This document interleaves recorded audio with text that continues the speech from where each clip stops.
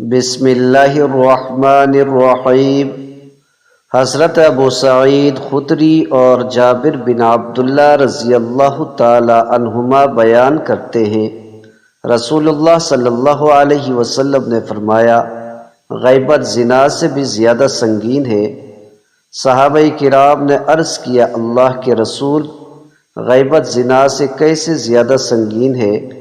آپ صلی اللہ علیہ وسلم نے فرمایا، بے شک آدمی زنا کرتا ہے تو وہ توبہ کرتا ہے اور اللہ اس کی توبہ قبول فرما لیتا ہے۔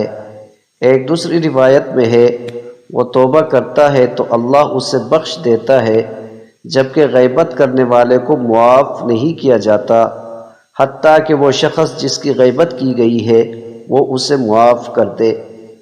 حضرت عمر فاروق رضی اللہ تعالی عنہ سے مروی ہے کہ ایک مرتبہ میں نے جناب رسول اللہ صلی اللہ علیہ وسلم سے پوچھا، اگر ہم میں سے کوئی شخص ناپاک ہو جائے اور وہ غسل کرنے سے پہلے سونا چاہے تو کیا کرے؟ نبی صلی اللہ علیہ وسلم نے فرمایا، نماز والا وضو کر کے سو جائے۔